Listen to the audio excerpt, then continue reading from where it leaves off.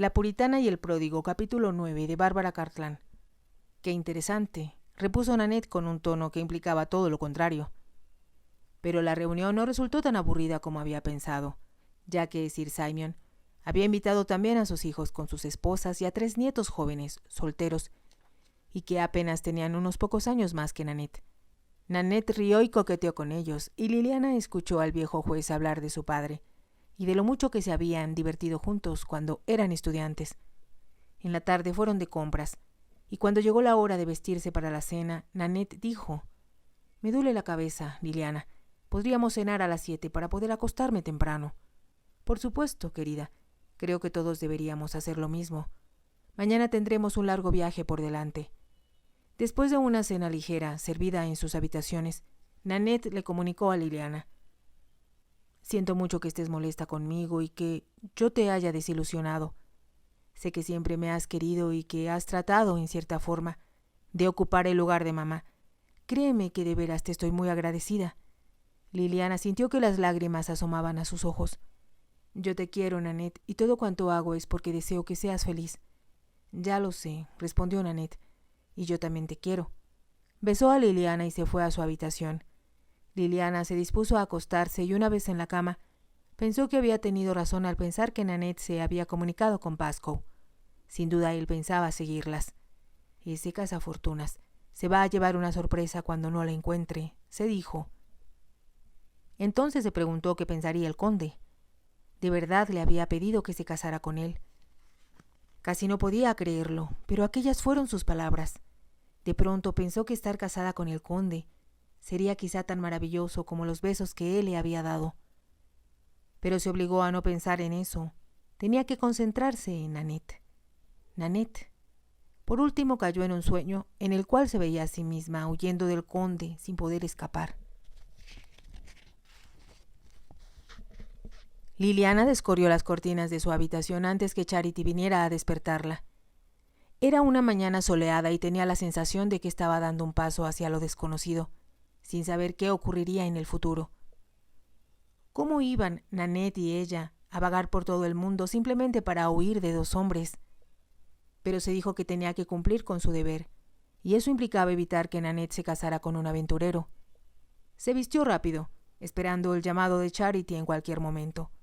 Cuando estuvo lista, salió de su habitación y se dirigió a la de Nanette. Entró y se encontró con Charity, que lloraba sentada en una silla. «¿Qué sucede?», preguntó Liliana, observando que la cama de Nanette estaba vacía. «Se ha ido», sollozó Charity, «y nunca me lo voy a perdonar, nunca». «¿De qué estás hablando?», preguntó Liliana, y en ese momento vio un sobre encima de la cama. Lo abrió, segura de lo que iba a encontrar dentro. «Queridísima Liliana, perdóname, sé que te vas a enfadar mucho, pero Pascoe y yo nos vamos a casar. Iremos a Francia, pues él dice que allí no habrá problemas con los permisos de mi tutor. Pasaremos la luna de miel en París. Cuando regrese, por favor, perdóname, porque te quiero mucho, Nanette». Cuando acabó de leer, Liliana permaneció inmóvil, como si se hubiera vuelto de piedra. Entonces le dijo a Charity: «Tú sabías algo de esto». «Debí haberle avisado, señorita Liliana, pero ella se hubiera ido de todas maneras, sí. ¿Cómo iba usted a detenerla? ¿A qué hora se fue?» «Alrededor de las 7. Oí ruidos y cuando entré en su habitación la encontré ya vestida y pidiendo un lacayo para que le bajara sus maletas. A las 7, repitió Liliana, calculando cuánto tiempo les tomaría a Nanette y Pascoe llegar a Dover. Una sola persona podía ayudarla y era el conde. Él podría alcanzarlos, pensó. Pero luego se acordó de que no sabía dónde encontrarlo. «Charity, ¿sabes dónde se hospeda el conde?» «Está en la casa Winslow, señorita». «¿La casa Winslow?», exclamó Liliana. «¿Cómo lo sabes?» «Me lo dijo el lacayo que todas las mañanas traía una nota para la señorita Nanette. Debía habérselo dicho. Y sé que usted jamás me perdonará, pero la hacía tan feliz». Las lágrimas corrían copiosamente por el viejo rostro. Liliana se apresuró a regresar a su habitación. Se puso el sombrero y corrió escalera abajo hacia el vestíbulo. «Quiero un coche que me lleve a la casa Winslow, en la plaza Berkeley». «Muy bien, señorita», respondió un sirviente. Pocos minutos después, Liliana se encontraba en camino. Le resultaba difícil creer que el conde estuviera hospedado en la casa Winslow, pues ésta había estado cerrada desde que el viejo conde dejara de visitar Londres.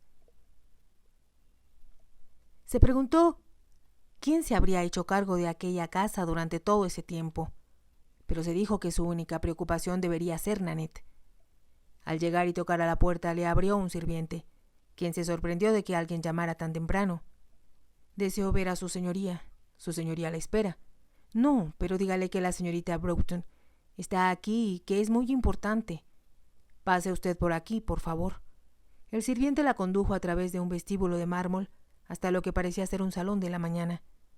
Los muebles eran impresionantes y evidentemente de mucho valor, y las paredes estaban decoradas con cuadros de antiguos maestros enmarcados en oro. Solo las cortinas y el tapiz de los muebles estaban un poco descoloridos. «Aquí debe haber muchos tesoros de gran valor», pensó Liliana, y se preguntó si el conde los iría a vender también. En ese momento la puerta se abrió, y cuando el conde entró en la habitación, el corazón de ella dio un salto. «Buenos días, Liliana», exclamó él. «¿A qué debo esta visita?» Liliana puso la carta de Nanette en manos del conde y reclamó: «Esto es culpa suya». El conde leyó la carta y contestó sonriendo: «Por lo menos, Pascoe está luchando por lo que desea». «Si ese es su único comentario, me parece muy criticable». «Sabía que te ibas a poner furiosa», respondió el conde, «pero ellos han tomado las riendas del asunto, y no hay nada que podamos hacer. Hay algo que yo puedo hacer, pero necesito su ayuda». «¿Cómo?»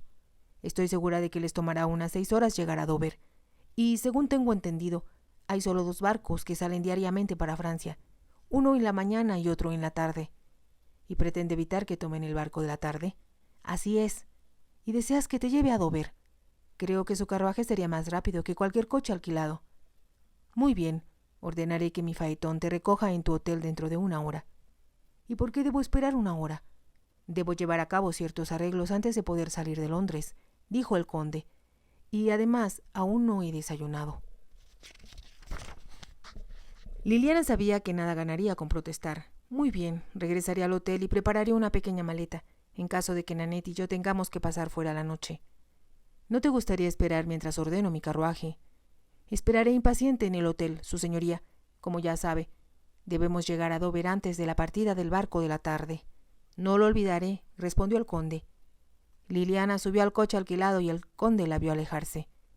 Ella no volvió la cabeza para mirarlo, pero en cuanto desapareció él entró en la casa y comenzó a dar órdenes. 1 hora y 10 minutos más tarde el faetón del conde se detuvo frente al hotel. En otra ocasión Liliana hubiera admirado los magníficos caballos y se hubiera preguntado cómo los habría podido comprar el conde, pero como se hacía tarde estaba demasiado agitada para pensar en otra cosa que no fuera en ponerse en camino y llegar a Dover antes que Nanette pasara a Francia. Un momento después subió al vehículo y se sentó junto al conde. Charity la despidió con un gesto, pero no recibió respuesta de parte de su ama. «¿Qué debo hacer? ¿A dónde debo ir, señorita Liliana?», preguntaba ella. «Esperarás aquí hasta que yo regrese», le había contestado Liliana. No había añadido nada más, y aunque deseaba reprender a Charity por haber ayudado a Nanette, no quería herir a la anciana. El conde guiaba el carruaje maravillosamente bien, y Liliana pensó que era lo que podía esperarse de él. Los caballos estaban descansados y pronto salieron de Londres y se encontraron en la campiña.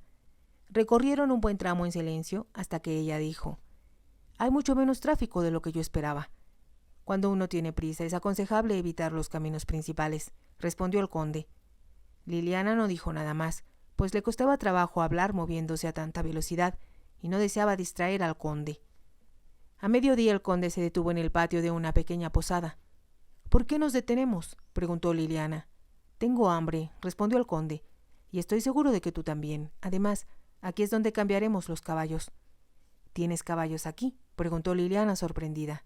«Sí», respondió el conde. A Liliana le parecía aquello una extravagancia, pero era muy común que los caballeros adinerados tuvieran caballos en las posadas, a lo largo de los principales caminos. Liliana fue conducida a una habitación del piso superior para que pudiera lavarse y se quitó el sombrero para acomodarse el cabello. Enseguida le sirvieron un buen almuerzo, comieron un rato en silencio, pero luego él dijo de pronto: Quizá he sido descuidado al no decirte que estás muy bonita hoy. Ella lo miró sorprendida, pero cuando sus ojos se encontraron con los de él, se ruborizó. No tengo tiempo para pensar en mí, respondió. Quiso que su voz fuera fría e impersonal, pero en lugar de ello habló con timidez y no pudo seguir mirando al conde. Pero yo sí he tenido tiempo para pensar en ti, dijo él, y más tarde, cuando no estés tan agitada, me gustaría hablar sobre nosotros, tú y yo. No, no, por favor, imploró ella. ¿Por qué no? Después de todo, aunque me gustaría que tu hermana fuera feliz, no es ella quien me interesa, sino tú. Es algo que no debe ser. ¿Por qué? Porque yo debo cuidar a Nanette, y eso quiere decir que no podremos quedarnos en nuestra casa. Involuntariamente, Liliana dejó escapar un suspiro. Todo esto ha sucedido porque yo le dije que íbamos a ir a Bath y quizá a París. Seguramente ella le escribió a Pascoe y juntos planearon la fuga. Eso es exactamente lo que sucedió. Liliana miró al conde. Usted sabía que eso es lo que iban a hacer. Diré que estaba seguro. ¿Por qué no lo evitó? ¿Por qué no me lo dijo? Porque Pascoe es un hombre y debe tomar sus propias decisiones. También es mi sobrino, no mi hijo. Pero pudo haber pensado en mí. Sí, pensé en ti, y más tarde te diré cuánto. Pero ahora debemos continuar el viaje. Sí, claro, convino Liliana. Se puso el sombrero, diciéndose que el conde había hecho mal al tomar esa actitud con respecto a su sobrino. Y sin embargo, el odio que había sentido hacia él en el pasado ya no existía.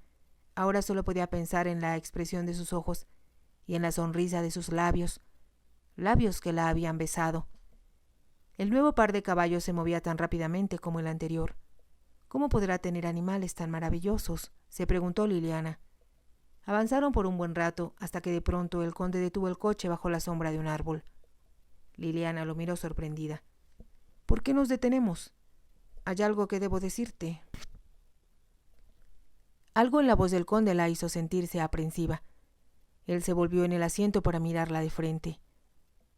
Tú piensas que estamos en el camino a Dover, dijo, pero en realidad faltan menos de 2 horas para llegar a casa. ¿A casa? Sí, nuestra casa, el castillo. Pero quiero ir a Dover. ¿Y Nanette? ¿Cómo se atreve a no cumplir lo que me prometió? No prometí nada. Tú me diste una orden y supusiste que te obedecería, replicó el conde. Tengo que detener a Nanette, gritó Liliana desesperada. Pienso que sería un gran error. ¿Cómo puede decir eso? Lo digo porque creo sinceramente que Nanette y mi sobrino son el uno para el otro. Tendrán que luchar para poner en orden la finca de él, pero creo que será muy bueno para los dos. Usted no sabe lo que dice.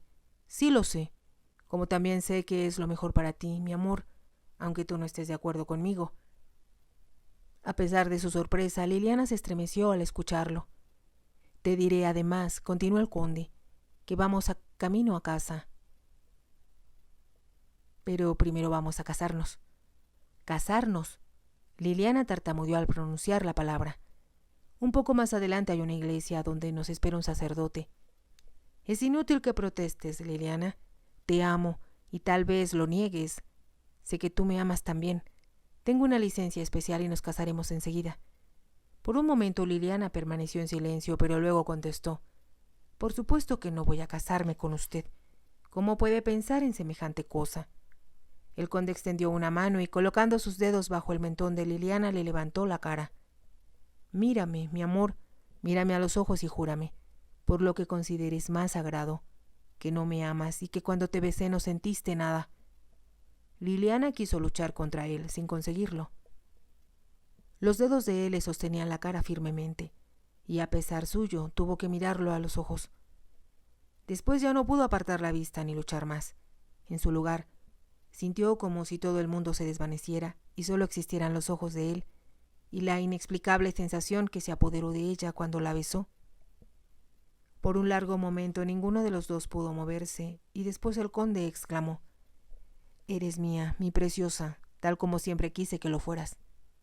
Luego la soltó y se puso el carruaje en marcha. Anonadada por completo, Liliana no se movió hasta que tuvo ante sus ojos una pequeña iglesia gris y vio, parado en la verja, a un hombre. Era Jim. Cuando se acercaron, corrió a sujetar los caballos. Liliana se movió hasta que el conde llegó junto a ella y la ayudó a descender del carruaje. Entonces sus dedos apretaron los de él, como para recibir la fuerza que necesitaba. —¿De veras deseas hacer esto? —preguntó en un susurro. —Deseo hacerte mi esposa. Él la hizo tomarlo del brazo y la condujo por la pequeña vereda y a través de la puerta de la iglesia. La iglesia era muy vieja y silenciosa, y los pasos de ambos resonaron sobre el piso cuando se dirigieron hacia el sacerdote. Más tarde, Liliana solo podía pensar que alguien se había apoderado de su cuerpo y había respondido por ella ante el altar cuando el sacerdote los declaró marido y mujer. Terminada la ceremonia, salieron al jardín sin hablar una palabra, subieron al carruaje y se pusieron en camino. Al poco rato Liliana comenzó a reconocer el paisaje y se preguntó cómo había sido tan tonta al dejarse engañar pensando que iba camino a Dover, en lugar de ir a casa. Ahora las palabras tenía otro significado, pues de ahora en adelante su casa era el castillo. Y era consciente de que junto a ella estaba aquel hombre cuyo nombre llevaba ahora, el hombre que la había besado y le había dicho que la amaba. Él tuvo razón al decir que ella también lo amaba a él, aunque no quisiera admitirlo. Él le había robado el corazón desde el principio, pero ella hubiera preferido morir antes que reconocerlo. Era el amor lo que le había hecho odiar Londres y desear encontrarse con él en el campo. Era el amor que la había hecho querer oír su voz y volver a ver la sonrisa de sus labios. Lo amo, se dijo, pero no tenía derecho a casarse conmigo de este modo. Pero su mente protestaba, solo por costumbre. En su corazón vibraba un extraño canto y una sensación de éxtasis que aumentaba cada vez que lo miraba. Más pronto de lo que ella había esperado, aparecieron ante su vista los bosques, las colinas y las cabañas de la aldea. Pasaron el poblado y la casa de Liliana y se dirigieron, a través del portón, hacia el castillo. El conde detuvo los caballos frente a los escalones de piedra. 2 sirvientes hindúes estaban junto a la puerta, como si los hubieran estado esperando. El conde le entregó las riendas a un lacayo y ayudó a Liliana a descender del carruaje. Liliana extendió su mano para apoyarla en la de él, pero él la tomó en brazos y subiendo por la escalera entró en el castillo. Cuando ella se paró de nuevo sobre sus pies, él le dijo: «Bienvenida a casa, mi amor. Encontrarás que la habitación de la reina ha sido preparada para ti». Los ojos de Liliana se abrieron sorprendidos. Quería preguntarle por qué había sido preparada y cómo sabía él que ella iba a casarse. Pero como los sirvientes estaban escuchando, subió por la escalera sintiéndose como si estuviera viviendo un sueño del cual era imposible despertar. Conocía muy bien aquel dormitorio y le encantaba. Era una de las habitaciones que ella había conservado. Abrió la puerta y se quedó de una pieza al ver que había alguien en la enorme habitación. Allí estaba Charity, sacando la ropa de los baúles. «Charity», exclamó Liliana. La anciana se levantó para decir: «Se sorprende de verme, señorita Liliana, o mejor debería decir, milady». Liliana la miró asombrada. «Lo sabías. ¿Cómo pudiste saberlo? Tan pronto como ustedes se fueron, los sirvientes del conde llegaron con un coche de viaje tirado por 6 caballos». «Charity, Charity, no sé qué decir», exclamó Liliana. «No tiene objeto hablar cuando debería estarse cambiando. Venga, quítese ese vestido empolvado y póngase uno de sus bonitos trajes, o el conde se arrepentirá de haberse casado con usted». Liliana dejó escapar una risita que no distaba mucho de las lágrimas. ¿Cómo era posible que estuviera ocurriéndole todo aquello? ¿Cómo era posible que estuviera en la habitación de la reina y que Charity le dijera «milady»? Habían llegado más tarde de lo que ella pensó, y mientras se cambiaba llegó un mensaje del conde, diciéndole que descansara hasta la hora de la cena, que sería servida a las 7:30. «Eso me parece muy sensato», dijo Charity. «Un descanso no le viene nada mal, milady, después de tanto preocuparse por su hermana». «Aún estoy muy preocupada por ella», respondió Liliana. «Jamás debió escapar a Francia para casarse con Pascoe». «Sé que no me creerá, milady, pero si hay 2 jóvenes realmente enamorados, estos son la señorita Nanette y el sobrino de su señoría. Ella lo ama a él, de eso no me cabe duda, y él a ella, se lo puedo asegurar». «¿De veras lo crees, Charity? ¿Le mentiría yo a usted? Liliana no respondió. Dejó que Charity la ayudara a meterse en la cama y cuando la vio correr las cortinas cerró los ojos. Tenía la sensación de que, al despertar, descubriría que había estado soñando y no estaría en el castillo, sino en su casa. Pero no pensó en el castillo ni en su casa al quedarse dormida, sino en los ojos del conde, que la miraban fijamente. La cena había transcurrido en medio de largos silencios, interrumpidos por risas y arranques de timidez por parte de Liliana, cuando le resultaba imposible mirar a su esposo a los ojos. Él vestía con gran elegancia, luciendo ropa nueva de gala. Los sirvientes habían sacado la plata más fina para decorar el comedor, y las velas iluminaban a Liliana y el conde con una luz dorada. A Liliana le parecía que estaban tomando parte en una obra de teatro en la que ella era la actriz principal, pero no estaba segura de cómo terminaría el último acto. Los sirvientes se retiraron y ella preguntó: ¿qué hacías en la India? Si te ha gustado, te invito a que te suscribas, a que me regales un me gusta y actives la campanita para que puedas escuchar el final de esta historia. Gracias.